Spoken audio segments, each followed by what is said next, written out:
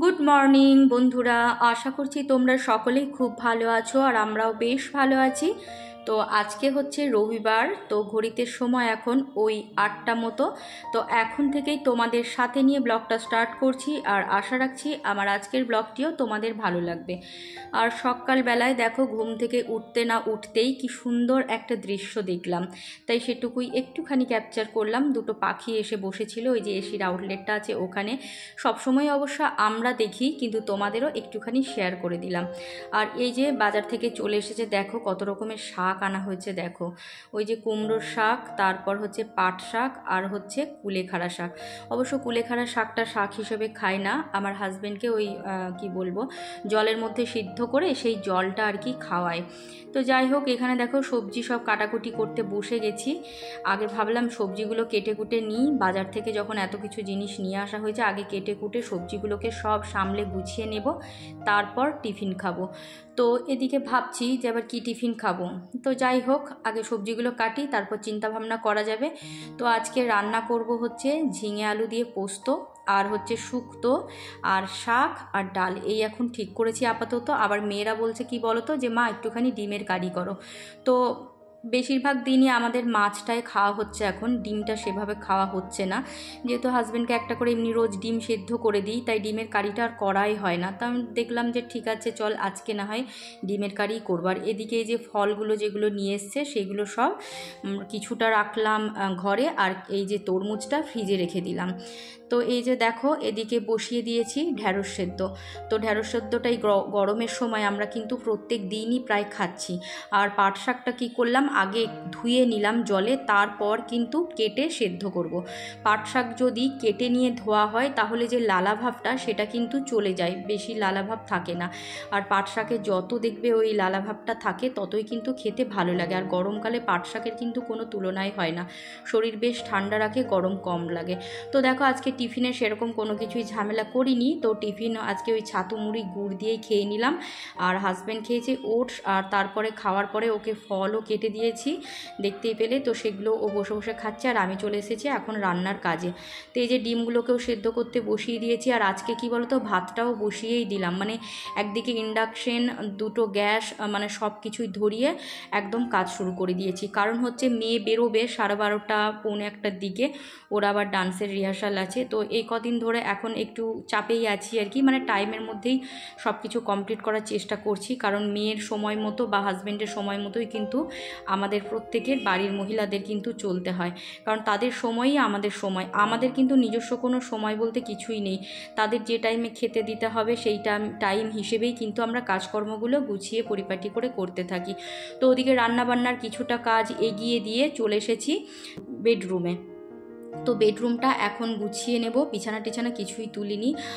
কোনো দিন কি বলতো, ভাবি রান্নাটা আগে সেরে নেব তারপর বিছানাপত্র তুলব, আবার কোনো দিন ভাবি আগে বিছানাপত্র তুলে নিয়ে রান্নাবান্নাটা করব।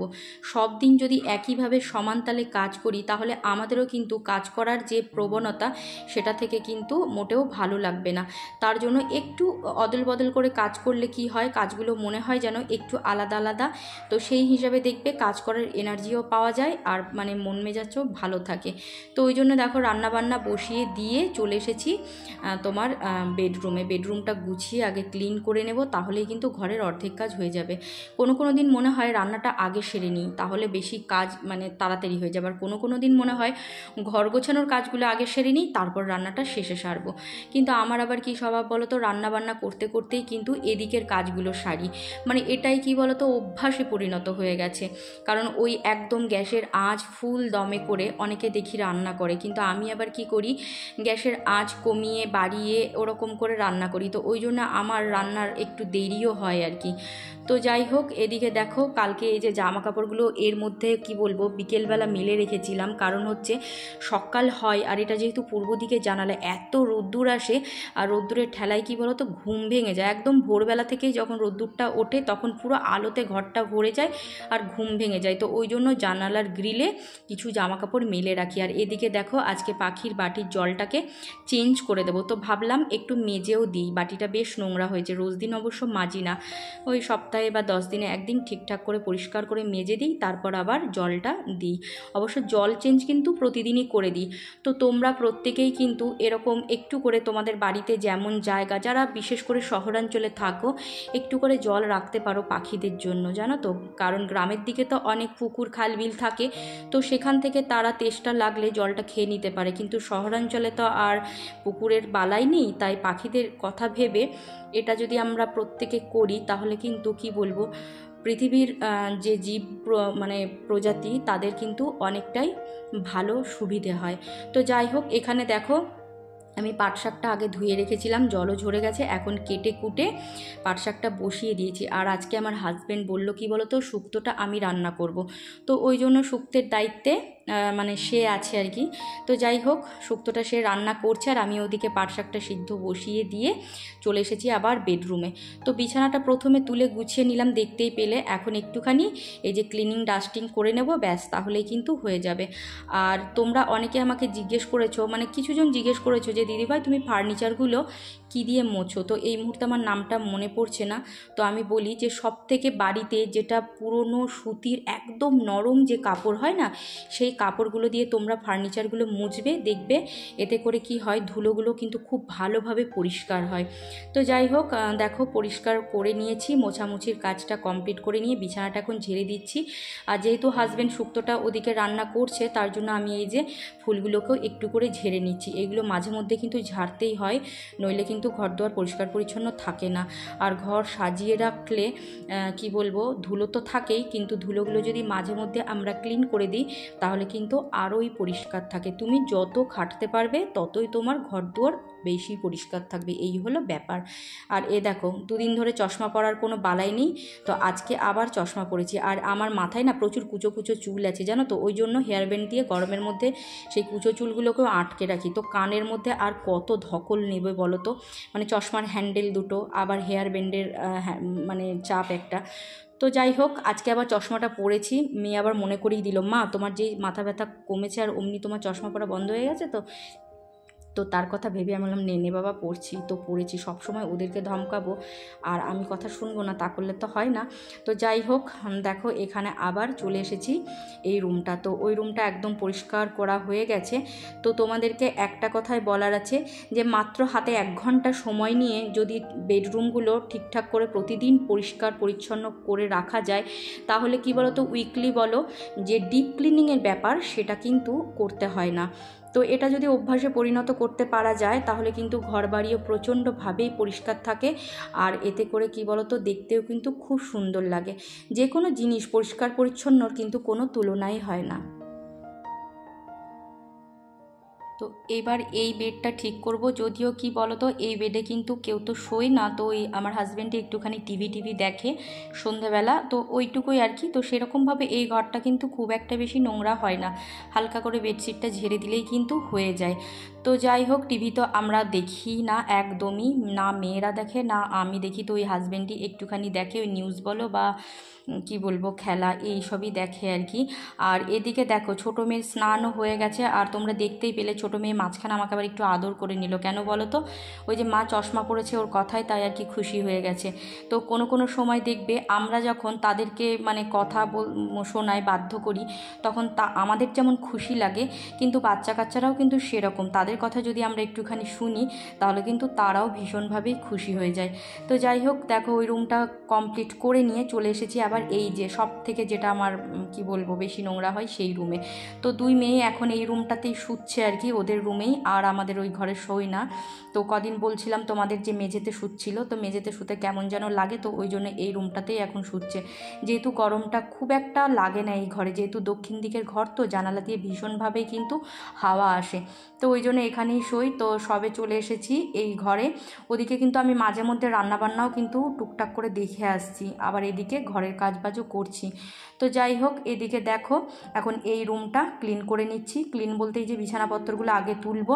আর আমার চিরদিনেরই স্বভাব কি জানো তো, খাটের মধ্যে কখনোই আমি কিন্তু কোনো বালিশপত্র রাখি না।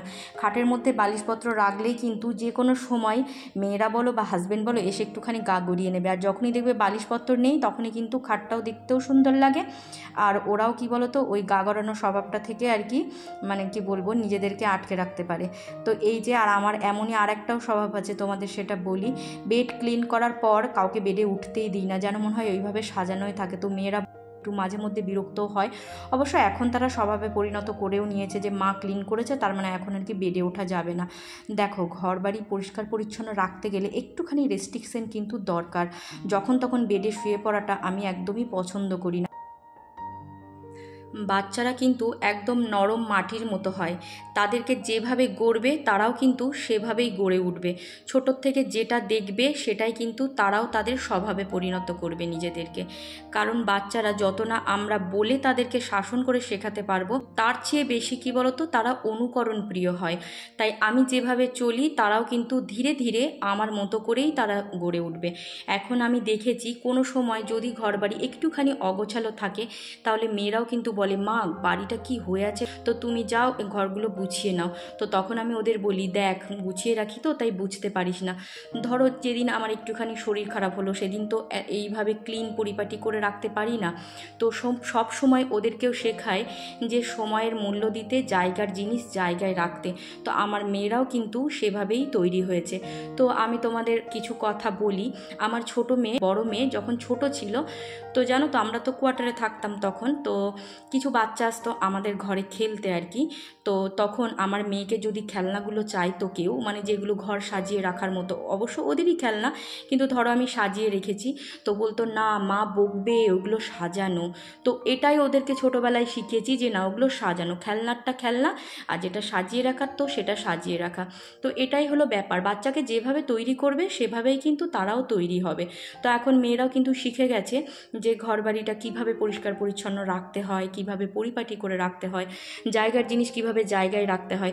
তাই বেড ক্লিন করার পর আমার মেয়েরাও কিন্তু আর বেডে ওঠে না। হ্যাঁ রেস্ট করার সময় তো অবশ্যই রেস্ট করবে, ঘুমোবার সময় ঘুমোবে, কিন্তু যখন তখন বিছানায় শুয়ে পড়বে সেটা কিন্তু তারাও করে না। কারণ কি বলতো পৃথিবীর সব কিছুই সময়ের কাছে কিন্তু মূল্যহীন। সঠিক সময়ে সঠিক কাজ যদি না করা হয় তাহলে কিন্তু জীবনে আফসোস করতে হয়। তার জন্য সময়ের মূল্য দিতে ওদেরকে শেখাই, এই হলো ব্যাপার। তো দেখো এখানে আবার চলে এসেছি রান্নাঘরে। অলরেডি কিন্তু আমার 3টে বেডরুমে ক্লিন করা হয়ে গেছে। আর এই যে পাট শাকটা আর রসুন আর শুকনো লঙ্কা ফোড়ন দিয়ে দিলাম, ব্যাস হয়ে গেল। আর এদিকে হয়ে গেছে ডিমের কারি। কারি বলতে খুব একদম গামাখামাখা করিনি, একটুখানি ঝোল ঝোল রেখেছি, কারণ মেয়েরাও বললো মা একটুখানি কারিটা বেশ ঝোল রেখো, খেতে ভালো লাগবে। তোরা খুব একটা কি বলতো ডালটা পছন্দ করে না, তো ওই জন্যেই। আর আজকে যেহেতু বিউলির ডাল হয়েছে তো সেই জন্যে। আর এখন কিন্তু 12:30 মতো বাজে, তো অলরেডি দেখো আমার অনেকটা রান্না কিন্তু হয়ে গেছে। তো এই যে ছোটো মেয়েকে খেতেও দিয়ে দিচ্ছি, কারণ খেয়ে খেয়েই বেরোবে সেটা তো হয় না, তো ওর জন্য ওকে একটু আগাম খেতে দিচ্ছি। আর সব খাবারই কিন্তু একদম খুবই গরম, যেহেতু এই মাত্র সবে রান্নাবান্না কমপ্লিট হলো, তো ওই জন্য গরম। এখনও কিন্তু পোস্তটা আমার হচ্ছে, আর যেহেতু মেয়ে পোস্ত আর ডালটা খুব একটা পছন্দ করে না, মানে বিউলির ডালটা, তো ওই জন্য ওই দুটো লাস্টে করছি আর কি। তো মেয়েকে এই যে খেতে দিয়ে দিয়েছি। আর এই দেখো এখন এই যে ফ্রিজটাকেও পরিষ্কার করে নিচ্ছি। আর ফ্রিজের মধ্যে দেখতে পাচ্ছ তোমরা ওই স্টিকারগুলো লাগিয়েছি বলে না মুছতেও একটু প্রবলেম হচ্ছে। আর এখন চলে এসেছি এই যে বেসিনের জায়গাটা পরিষ্কার করে নিতে। তো বেসিনটা পরিষ্কার করা হয়ে গেলেই আমার মোছামুছির যা কাজ আছে সব কিছুই কমপ্লিট। তো তোমরাও যদি কি বলো তো প্রত্যেক দিনের কাজটা একটুখানি ক্লিনগুলো করে নাও মোছামুছি করে, তাহলে তোমাদের ঘরবাড়িও কিন্তু ভীষণভাবে সুন্দর থাকবে। আর ঘরবাড়ি যত সুন্দর থাকবে মনটাও কিন্তু ততই সুন্দর থাকবে। আর এদিকে দেখো মেয়েকে টিফিনে দিয়ে দিলাম একটা আপেল আর হচ্ছে একটা মোসাম্বি, এই হলো ও টিফিন নিয়ে যাবে। আর এখন দেখো রান্নাবান্না যেহেতু হয়ে গেছে তো বসে বসে কি করব, কাজ পাচ্ছিলাম না। তো আমি আবার কি বলো তো মাঝে মধ্যে টেনে টেনে খুঁজে খুঁজে কাজ বের করি। তো দেখো এই গাছটা ক্লিন করা হয়নি, তো পাতাগুলো একটু একটু দেখছি ধুলো ধুলো লাগছে। তো এখন এই যে গামছাটা একটুখানি ভিজিয়ে নিয়েছি, তো ভিজে গামছা করে তারপর এই যে মুছে দিচ্ছি। এগুলো যদি কি বলো তো শ্যাম্পু জলে বা সার্ফ জলে ধোয়া হয় তাহলে কিন্তু পাতাগুলো খুব তাড়াতাড়ি নষ্ট হয়ে যায়। তাই আমি কি করি ওই শুকনো কাপড় একটুখানি জলে হালকা করে ভিজিয়ে নিয়ে হাতের মধ্যে পাতাগুলো নিয়ে মুছে মুছে নিই, তাহলে কি হয় পাতাগুলো কিন্তু যে তাজা তাজা ব্যাপার সেটা থাকে, মানে যে মরমরে ব্যাপারটা সেটা থাকে, নইলে কিন্তু শ্যাম্পু জলে বা সার্ফ জলের মধ্যে ডুবিয়ে যদি ওয়াশ করা হয় তাহলে কিন্তু নেতিয়ে যায়। অবশ্য দোকান থেকে একটা টিপস আমাকে বলে দিয়েছিল, সেটা তোমাদের সাথেও একটুখানি শেয়ার করে নিচ্ছি যদি তোমাদের কোনো উপকারে আসে। তো সেটা হলো, ওরা বলেছিল কি বলতো, শ্যাম্পু জলে যখনই ধোবো তারপর রিভাইভের মধ্যে একটুখানি ডুবিয়ে নিতে, তাহলে যে মচমচে বা যে তাজা তাজা শক্ত শক্ত পাতাগুলোর মধ্যে ব্যাপারটা থাকে সেটা কিন্তু কন্টিনিউ থেকে যাবে, তাহলে নেতিয়ে যাওয়া ব্যাপারটা হবে না। তো তোমাদের ঘরে যাদের ঘরে আর কি এরকম আর্টিফিশিয়াল গাছ আছে, তো এই টিপসটা তোমরা কিন্তু ফলো করতে পারো। অবশ্য আমি এখনও কিন্তু করিনি, আমি ওই মুছে মুছেই চালাচ্ছি, কারণ দাম দিয়ে কেনা এগুলো যথেষ্টই দাম নেয়, তাই সার্ফ জলে বা শ্যাম্পু জলে ভিজিয়ে নষ্ট করার কোনো ইচ্ছে নেই। যেহেতু মুছে মুছে কাজ হচ্ছে যখন, অবশ্য খুব যখন নোংরা হবে তখন তো মুছতেই হবে। তো অলরেডি কিন্তু আমার রান্নাবান্না সব কমপ্লিট হয়ে গেছে। এখন এই যে কিচেনটা পুরো ক্লিন করে নিচ্ছি, তাহলেই দুপুরের যা কাজকর্ম সেগুলো সব শেষ হয়ে যাবে।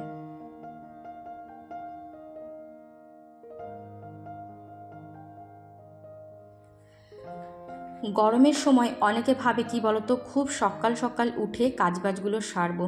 তো আমি মনে করি আমরা যারা ইউটিউবে আছি আর কি, তারা কি বলতো, যেহেতু একটু রাত জেগে কাজ করতে হয়, সারাদিন সংসার সামলানোর পর ইউটিউবে কাজ করা কিন্তু যথেষ্টই কঠিন। তো ভয়েস দেওয়ার থাকে, ভিডিও এডিটিং থাকে, অনেক রকম কাজ থাকে, তা সেটা কিন্তু আমরা রাতেই সময় পাই। যেহেতু আমি 10টার সময় ভিডিও পোস্ট করি, তো ওই জন্য ম্যাক্সিমাম কাজটা কিন্তু আমাকে রাতেই করতে হয়। তাই কি বলতো, কোনো দিন কি হয়, সকালে ঘুম থেকে উঠতে পারি না। কোনো দিন কেন বলছি, প্রায় দিনই সকালে, খুব যে সকালে ঘুম থেকে ওঠা ব্যাপারটা সেটা কিন্তু করতে পারি না, একটুখানি বেলাই হয়ে যায়। কিন্তু আমরা যদি একটুখানি মনের মধ্যে একটু রুটিন করে নিই যে এইভাবে সংসারের কাজগুলো সারবো, তাহলে কিন্তু ভোরেই ওঠো বা সকালেই ওঠো বা একটু দেরি করেই ওঠো, তাতে কিন্তু কোনো সমস্যাই হয় না। তাই যার সংসারে যেমন সুবিধে তার সংসারে কিন্তু সেই টাইম অনুযায়ী কাজ করাই আমার মতে বলে ভালো। তাতে করে কি হয়, কোনো রকম মানসিক চাপের সৃষ্টি হয় না। আজকের মতো এখানেই বিদায় নিলাম, দেখা হবে আবার পরের ভিডিওতে। তো বিদায় নেওয়ার আগে তোমাদের কিছু কথা বলি। কথাটা হলো, তোমরা যারা আমার ভিডিও দেখতে পছন্দ করো, যারা আমাকে ভালোবাসো, তাদেরকে সকলকেই অনুরোধ করব, যারা এখনও সাবস্ক্রাইব করোনি তারা প্লিজ আমার চ্যানেলটিকে সাবস্ক্রাইব করে দিয়ে আমাকে একটুখানি এগিয়ে নিয়ে যেতে সাহায্য করো। তোমাদের সহযোগিতা ছাড়া কিন্তু আমি একটুখানিও এগোতে পারবো না। তো যাই হোক, সকলকেই বলছি, যারা আমাকে পছন্দ করো তারা অবশ্যই চ্যানেলটিকে সাবস্ক্রাইব করে আমার পাশে থেকো। তো তোমরা সকলেই খুব ভালো থেকো, সুস্থ থেকো আর অনেক অনেক হ্যাপি থেকো। টাটা।